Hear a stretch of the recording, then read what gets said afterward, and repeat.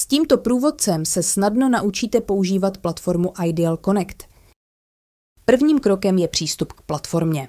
Otevřete si stránku www.tools.idealearning.eu a zaregistrujte se.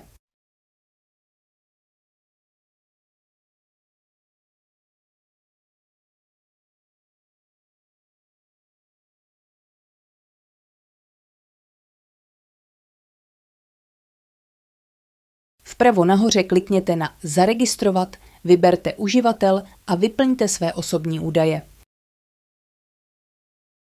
Přezdívku uživatele zadejte bez háčků a čárek. Uveďte své jméno a příjmení. Vyberte si heslo, které znovu potvrďte. Jakmile informace vyplníte, klikněte na Registrovat se.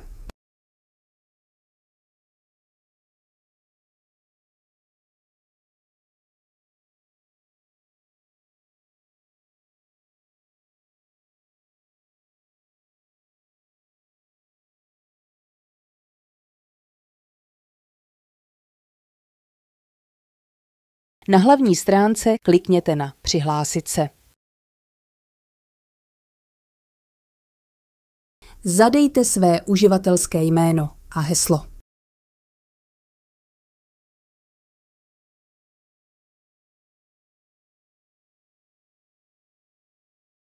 Na hlavní stránce klikněte na Domů. Nyní si můžete vybrat kategorii, kterou chcete zvolit. Vzdělávání, řeč a komunikace, sociální příběhy a sociální dovednosti, funkční dovednosti a podpora zdraví, zábava a volný čas či sociální síť a podmínky užívání. Dále klikněte na Najít aplikace. Zde si můžete vybrat operační systém Android, iOS, Microsoft Windows, Mac OS nebo GNU či Linux. Můžete si zvolit zařízení, které budete používat, abyste zjistili, které aplikace jsou pro toto zařízení dostupné. Počítač, tablet nebo mobilní telefon. Vyfiltrovat aplikace si můžete i podle jejich hodnocení. Můžete si vybrat hodnocení od 1 do 5 hvězdiček, abyste si mohli vybrat z nejlépe hodnocených aplikací. Dále si můžete vybrat cenové rozpětí, k dispozici jsou jak bezplatné, tak placené aplikace.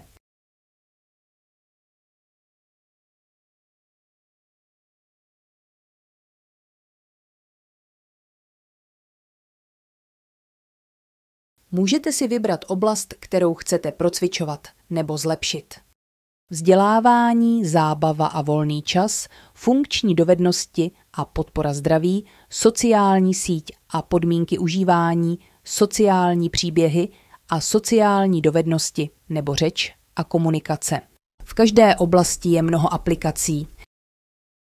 Můžete si vybrat profil účastníka podle toho, zda jde o autistickou osobu s externí podporou, odborníka nebo člena rodiny či příbuzného.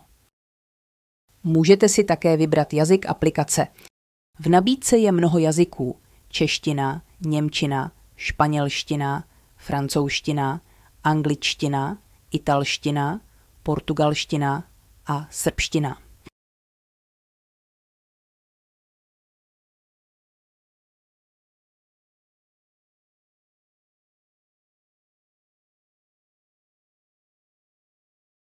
Můžete si také zvolit, zda chcete vidět jen bezplatné nebo i placené aplikace.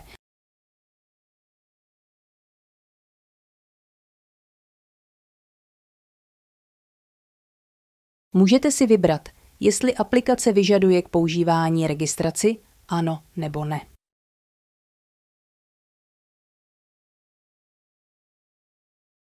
Vyberte, zda je k používání aplikace vyžadováno připojení k internetu. Ano, aplikace, které vyžadují připojení k internetu. Ne, aplikace, které nevyžadují přístup k internetu. A aplikace, u kterých některé funkce vyžadují připojení k internetu.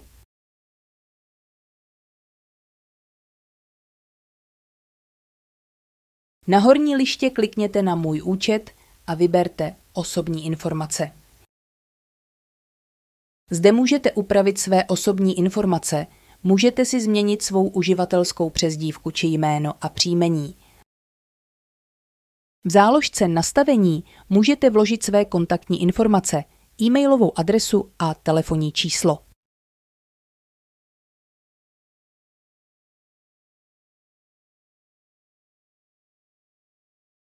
Můžete si zde také změnit své heslo.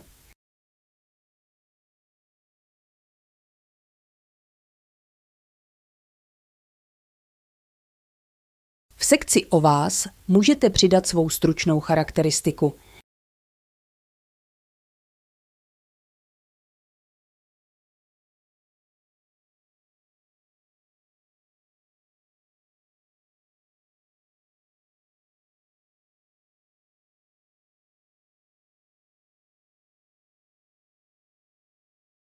V sekci Poslední zprávy naleznete zprávy, které vám poslal váš supervizor.